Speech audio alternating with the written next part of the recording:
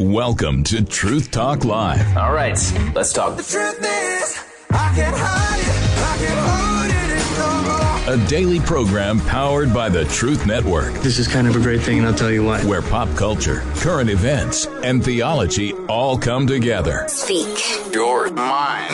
And now, here's today's Truth Talk Live host. So are you a taker and a hoarder, or are you a giver and a supporter and an investor? Do you hold tightly those things which God has given you, or do you let things go and give things away and pour out the blessing from God to you through you? What is a gospel patron? I'm looking at one right now. And I'm talking to a bunch of them out there because I know we have generous listeners out there. St. Nick, our awesome producer of Truth Talk Live. I'm Stu Epperson.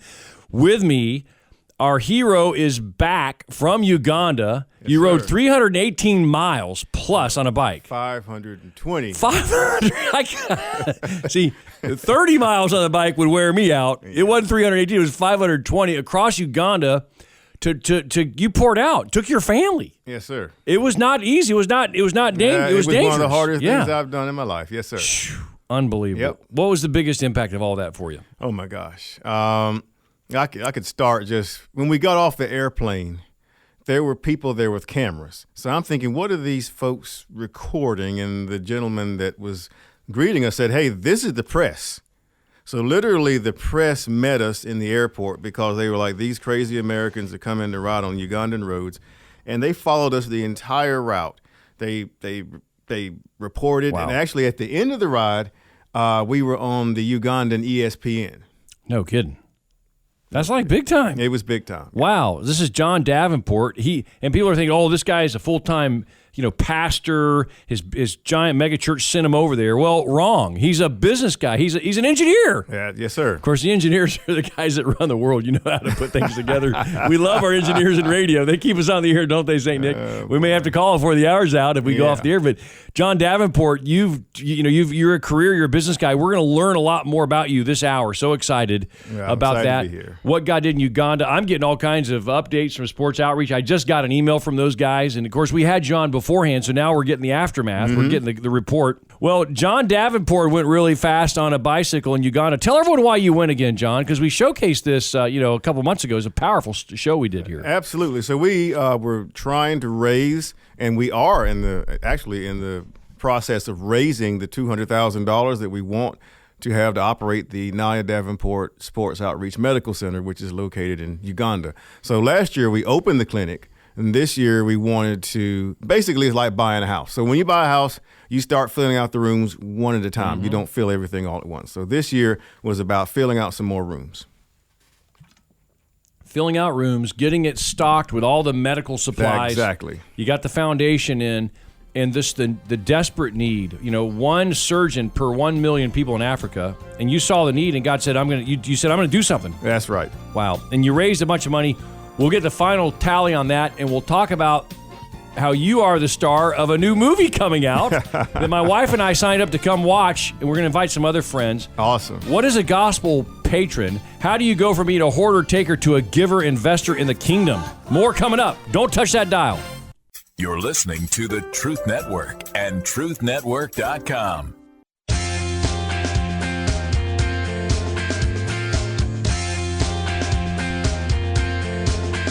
Wow, riding his bike over 500 miles across Uganda, not an easy terrain, and literally wildlife everywhere. And then he's the star of a really cool movie coming out that I want everyone listening to my voice to watch that focuses on just generosity and giving. And we open the show with the question, are you a hoarder, are you a taker, or are you a giver and investor? And really for the believer in the Lord Jesus Christ, there's only one answer to that question. And we often need little checkpoints. We need little reminders. And a big reminder is sitting with me right now, John Davenport, and we're going to bring in one of the heads of the whole ministry that's shooting this movie. Give us the final take on this bike, John Davenport, real quick. The bike ride, and you went a long way. You raised a lot of money. You're still in the process of it. We are. Okay. And you asked me earlier, what is the biggest impact? What was the biggest impact? The last day we had an outreach. And so we opened the clinic up. We brought some doctors in. We had 300 patients sitting out there at 9 o'clock in the morning. Some of them waited until 4 o'clock in the afternoon just to get checked in.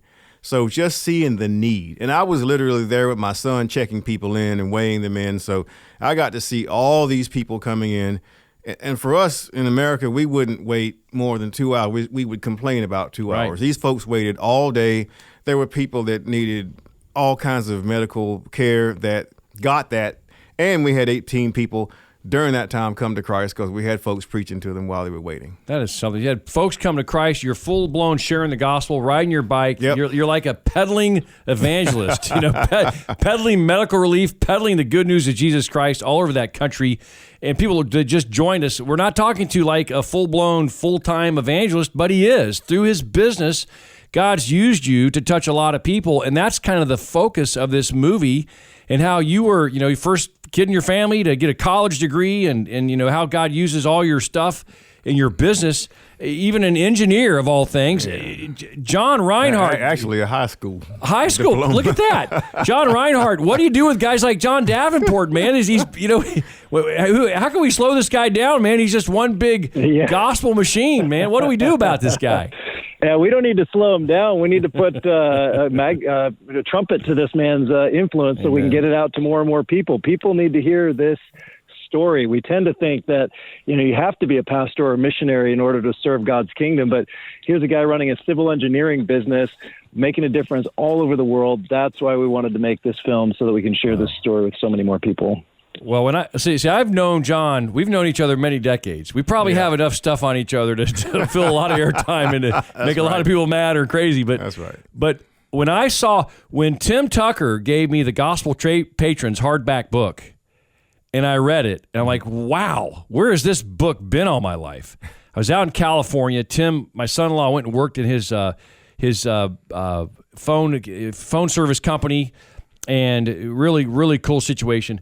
But John Reinhardt, that introduced me to Gospel Patrons. When I found out you guys were part of John Davenport's, telling his story, that's just remarkable. Tell everyone who Gospel Patrons, kind of who are you guys, John? Give everyone a little background, will you? Yeah, Gospel Patrons is a nonprofit ministry, and we really were formed out of a book that I wrote called Gospel Patrons, People Whose Generosity Changed the World. And I was captured as a young business guy by stories of other business leaders and professional people making an incredible difference in the kingdom of God. So this book goes out into the world. I thought it was a one-time assignment, and move on with my life and do something else. And yet there was resonance with it, and people all over the world started to get it in their hands and share, like, wow, this was so inspiring. This gave purpose to my work. This gave purpose to my success. This helped me to know what to do with my resources. This was inspiring for my life. And we went, man, maybe there's more to it than a book. And so began to build a ministry around it in order to carry stories to business and professional people that they're not second class in God's kingdom, that God's designed, gifted, and called them to make a difference in this world. But they're just as they are, not trying to be somebody else, like their dad who was a pastor or their uncle who was a preacher or something like that. But God's gifted and designed each one of us uniquely to play a part. So gospelpatrons.org is where you find all of our resources, but it's just an encouragement and a boost to business and professional people all over the world. Yeah, I love it. And how did you come across John Davenport? We got two Johns on this show with me. And how did you come across John, and what about his story just really stood out to make you guys want to make this movie? Yeah, we had originally seen a little 2-minute video, which was highlighting, I think, the 20th anniversary of his company and how he was really, like you've said, a businessman, but he was also on fire for the Lord, and his business was a vehicle that God gave him to impact the world. And hearing that, my teammate and I went, man, he sounds like a gospel patron to me. We got to get to know this guy. And the more I heard John's story, it just felt like it just kept unfolding layer upon layer. And there's something in this brand new film called The Supply Line, literally for everybody. John started from the most humble of beginnings. I think he shared, he was the first one in his family to graduate high school, but then he goes on to graduate college, get a master's degree, become an entrepreneur, start a business, travel the world, and really make a difference for the kingdom. And we just thought, this is one of those kinds of stories that just needs more people need to hear this. This is really, really powerful. So Meanwhile, John and his wife, as we've been able to travel to Uganda with them and North Carolina and Colorado, have just again and again reinforced that they're the real deal, that they're not actors. This isn't a performance, but they've been living faithfully to obey the Lord for 20 years or more. But the last 20 years is what we capture in this film. They're the real deal. They are men and women of character, have an incredible marriage, have walked through unbelievable trials, and walked through those with faith and with endurance, and haven't given up on each other and haven't given up on the Lord. We wanted more people to hear their story. That's so cool. And John, so you didn't even know about this ministry of gospel patrons when you are a gospel patron, and somehow they connected. What was it like for you when you discovered what God's using John Reinhardt in this ministry to do? Yeah, so my wife knew about it. I did not. She had heard John Reinhardt speak at Kingdom Advisors. And so I was the last person to find out about it of the family. But I was blown away when I saw the book. Of course, I've read it. I think I've read both books now. And just a powerful ministry. I'm still pinching myself that I would have been considered to be one of the folks in their story. That is so cool. So, John Reinhardt, you've been to Winston-Salem. You've been in our hometown, the world headquarters of Truth Network. We're going to have him in the studio next time he comes to town. John Davenport. Hey, I'll be in town in 10 days for the world premiere of this film. I can't wait. Okay, talk about that, because it's in the Millennium Center, right? Yes. Okay. Yes. And it's going to fill up quick. Yes. I've RSVP'd. A lot of our new Canaan Society guys are coming. Guys from multiple states are coming to see this film. But talk about that event and how big that is. Yeah, John, why don't you talk about the Winston-Salem piece, and I'll riff from there off of what we're doing more online for everyone. Yeah, so originally this was going to be released online exclusively. I talked to John Reinhardt about doing something in the hometown. We've done several early releases in other cities. We wanted to do something for our community, people that actually knew who I was the whole time. So, we'll be in the Millennium Center. We'll have dessert. I think it's at 7:00. Okay. And Saturday, the 26th of October. That's right. And the registration is free as well. Wow. So we're not charging Can't beat anybody. that, In fact, man. we'd love to have as many people in the community as possible, and just come out, enjoy, celebrate God's story. It's not mine. He wrote the story. I just happen to be the actor that happened to get to play That's the so part. cool. We got to take a break. When we come back, John Reinhardt's going to tell us how we're going to watch this digitally. There's links, there's connections, how you too can become a gospel patron. You may be like John Davenport was a little while ago, where you already are one. You just didn't maybe hear that label. We'll talk more about what that means biblically on Truth Talk Live, and this whole thing will become downloadable as a podcast in about 2 hours from now, so stay tuned to that. More coming up. Hang on. You're listening to the Truth Network and truthnetwork.com.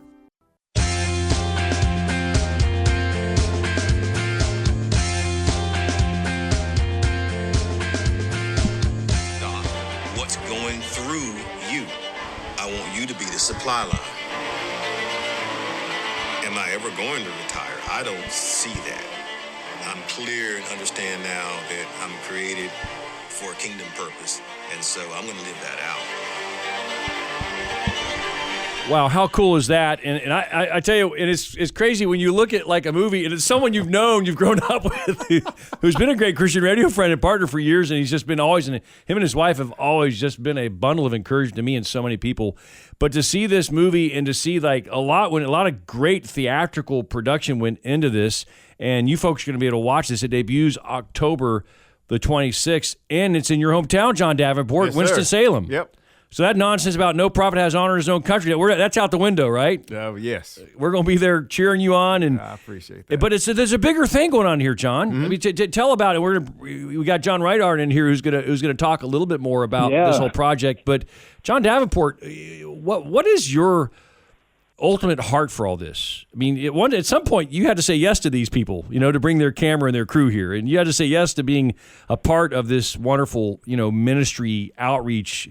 And now you and your wife are speaking all over the country, to groups because people have seen you on this video, and so you got to remember the little people, by the way, okay, as you enter this life of fame. But what is your ultimate heart with all this, John? Yeah, I want to see God glorified. I want to see Him use every aspect of my life. That's what He wants. And I'm in agreement with that at this point in my life, that everything that I do would be used for the kingdom. And a lot of things we do seem to be mundane and all those little aspects of the film, the story that you'll see, they all felt mundane at the time. They didn't feel like they all kind of came together into some story until you watch it, and then you're like, wow, God was at work at all of that. And so for me, that was an inspiration that going forward, I want my life to be lived out in such a way that when whatever I do, whether it's riding a bike, which I do for fun, but also now part of the ministry, to a lot of other things I do, that those things are kingdom minded and have a kingdom purpose, because at the end of the day, that's really the only things that matter. And John Reinhardt, you started this ministry, Gospel Patrons, in a world where even the church today, the most generous people in the world should be believers, yet less than 10% of born-again believers are giving 10%. We tend to be miserly. We tend to be parsimonious. We're not sharing all that God has given to us. And so this message, John Reinhardt, is so important. I mean, tell us a little bit about your passion from even the 10,000-foot view, looking at our world and how much needs there are. Well, it really starts with our view of God. I mean, it sounds like I'm a theologian to say that, but do we believe God is generous to us, or do we think God is miserly? I think the original lie of Satan to Eve was God's miserly. He's holding out on you. If you really want a good life, you have to go after it yourself and leave God behind. And I think a lot of times Christians still get wrapped up in that lie, thinking God really doesn't want my best. He's a killjoy. He doesn't want me to have the abundant life that I really want. But I think when we really look at the pages of the New Testament, we find a God who's more generous than any filmmaker or any storyteller or any author could ever invent. He gave his one and only son. And as a result, Christians, like you said, should be the most generous people on the planet. If Christians are not giving, the question is, have we really encountered the God of the Bible? Because he gave everything. If you think about it, he could have made a whole nother world if that was the price of sin. He could have made more silver and gold, but he only had one son. He couldn't make another son. This is part of the eternal Godhead. Jesus had never, been born. Before he was born, he'd always existed, eternally existed. Yep. So God can't make another son. And yet that one thing, even that he didn't keep from us in order to reconcile us to himself. I mean, that's the God of the Bible. So the more we grasp who God is and what he's done for us, we just naturally become like the God we worship. We become more generous as we see and kind of really savor what he's done for us. And man, I just want that for our generation, because it's a life of freedom. It's a life of adventure. It's a life of incredible fruitfulness. And it keeps us from worrying, actually, and being anxious about money when we see God's a God of abundance. He's a generous Father. He loves us as his own children, wants to care for us. He doesn't need all of our luxuries. This is not prosperity theology, but he does care for our needs, and he promises to meet those. And so the more we lean in to seek first his kingdom with our lives, whether you're in business, ministry, you're a mother, you're a father, you're a stay-at-home mom, whatever it is, we have a part to play in what God's doing in our generation, and I want to help people find their purpose and rise up into that. Wow, that's the voice of John Reinhardt, head of a ministry called Gospel Patrons, the author of a book by the same title, Gospel Patrons. This book, by the way, will wreck your world. It's wrecked mine. I have it. I keep it in my closet. I refer to it frequently. I want to get into that a little bit on that with you, John. But first, let me go to John Davenport. I want to ask you, what clicked, John Davenport, in your life? Here you are, a born-again Christian, married to a Christian lady. What was it that stirred your heart to be more generous, to fund more ministries, to be a giver, to be an investor in the kingdom as opposed to a taker and a hoarder? So, Stu, I don't want to spoil too much of the film itself. My wife and I have been givers since the beginning. However, when the light came on in terms of the role for the business and me and the kingdom was when I did my first missions trip to Haiti. And so the story goes that I helped get that radio station on the air. You and I at the luncheon there at Sampan on Peter Street Parkway. It was me, you, and it might have been Tabor. That's going back. We put money together. You're part of this. Wow. You're part of the foundation. We put the money together. They invited me to go to Haiti. I just remember the fried rice. Now I'm glad you're bringing this other stuff You didn't go with us. I did. And when I got on that rooftop, God met me there and said, listen, I'm going to put you in a position where you can, because I saw the poverty, right? And you get this Western guilt. Oh, God. Well, I remember you coming back talking about that trip, too. And God was like, I don't want you to feel guilty. I have you in a place where you can meet their needs. And so from the early onset of the business, it was, this business is not just about you having extra houses and cars and all that. No, you are the supply line for these folks like Pastor Enos, who I talked to actually this weekend. We're building a church there in Lachias, despite all the craziness that's going on over there. We're going to help build the 4th church for his ministry in Lachias. So unbelievable. That relationship I've had for 20 plus years. Yeah, and it's interesting, John. I mean, this is a high-rated show. John Davenport, John Reinhardt with Gospel Patrons. You guys are bringing the heat today, and you're blessing a whole lot of people. But it's not like John Davenport's going to be, an international, film superstar, from this movie. This movie's going to make a lot of impact. But it's interesting that I think about your book, John Reinhardt, Gospel Patrons. And we've all heard of George Whitefield and John Wesley, William Tyndale. Mm-hmm. But you write a book about people we've never heard of. Say their names. Yeah. And they're already gone to heaven. But so many of us came to faith in Christ from the evangelist that sweet lady, she pulled one of those giants into her home in her living room and said, "What do you need? I want the gospel to go out." Yeah. I can't even remember her name. That's right. But I get chills thinking about that story. In your book, Gospel Patrons. Yes. Yeah, George Whitefield was the primary evangelist behind the Great Awakening in the 18th century. We've all heard of the Great Awakening from history class, but he was the main preacher. And the second main preacher was a guy named John Wesley. But who we haven't heard of is this wealthy aristocratic widow in her late 30s who gets saved late in life and asks God the question, what am I supposed to do? What's my part to play in this whole movement of what God's doing in my world and in my generation? And God burdens her heart. Her name's Lady Huntington, Selina, the Countess of Huntington. Books have been written about her life. But she comes alongside these two key preachers of the Great Awakening and essentially says, I'll free you up to go preach to the masses. And then when you're in town, come preach at my private chapel on my private estate outside of London. And we'll reach the wealthy and influential together, and then you can go out and reach the masses. They were preaching outside during those times and reaching tens of thousands of people. And yet she's funding them behind the scenes, partnering with them, opening doors for them they could have never opened for themselves. She goes on to do many, many other things that are outlined in the book. But it's these kind of behind-the-scenes heroes who they're not the one on the stage with the microphone. They're not the one preaching a sermon, crossing a culture, learning a language. But they have a key role to play. And that's what the key discovery of Gospel Patrons was for me, is that the great movements of God in history have these pioneering spiritual leaders like a Billy Graham leading the charge. And yet those people were never Lone Rangers. Even recently, I just discovered a Gospel Patron story. I haven't had the chance to write it yet, but behind Billy Graham's most impactful work. There was this conference in 1974 called Lausanne Congress on World Evangelization, and Billy Graham felt responsible for raising 3/4 of the budget for it. And in his own autobiography, he says that he thought of canceling it because the weight was too heavy to bear. And his wife, Ruth Bell Graham, steps in and says, don't cancel this. Even if we have to go into debt, we have to do a Congress like this. We'll never have this chance in our lives again to gather 2,400 leaders from 150 countries to stir up the global church on world evangelism. And recently, God blessed me to help me find the main gospel patron who made that Congress happen so that Billy Graham didn't have to go into debt, but he came alongside him, funded him, wrote letters to his friends. So they rallied finances for this Congress. And here's the funny thing. That man's name is not mentioned in Billy Graham's autobiography at all. It's because he's this behind-the-scenes generosity leader, running his business, playing his part. It's been incredible. Oh, that's something. We got more stories. We got more on how you can get this movie and see it and be blessed.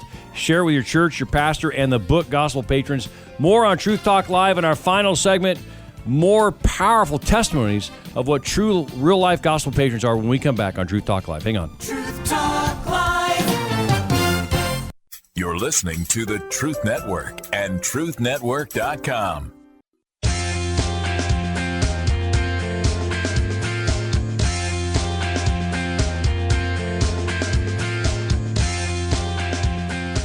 I'm sitting here thinking about this whole notion of gospel patron, and the term may be new to you, but the idea goes all the way back to the very beginning. Per what John Reinhardt said, who's the founder of Gospel Patrons, the president, God is a generous God, and we are here living because of God's amazing giving us life, giving us breath.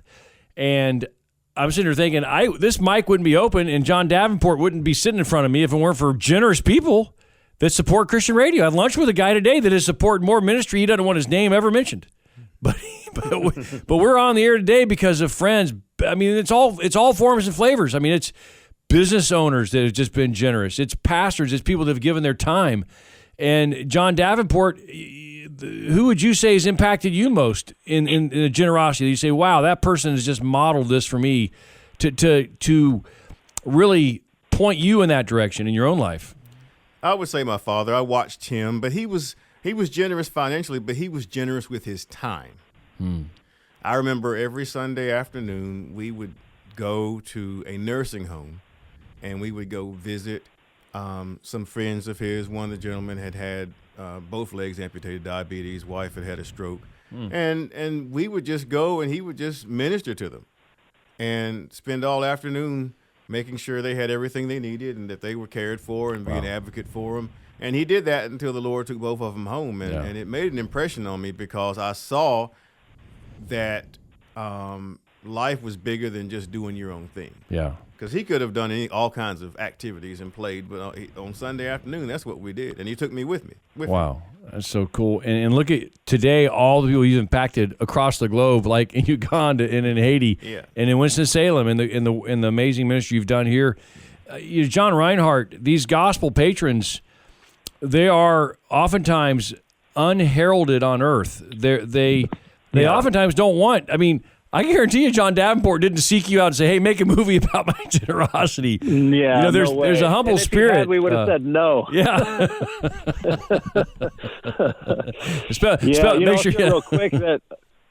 I'll share real quick that, this book that I wrote that kind of kickstarted this whole last 14 years of ministry for us, two business people, the book called Gospel Patrons, wouldn't have happened if it weren't for a gospel patron in my life who stepped up at a really vulnerable point where I'm seeking to write a book, taking a big risk and a big step of faith. And he and his wife felt very called by the Lord to humbly stand behind us, completely fund my time, my effort and energy to write this book for 3 years. Wow. It was the largest gift they had ever made to date. It was the largest step of faith they'd ever made.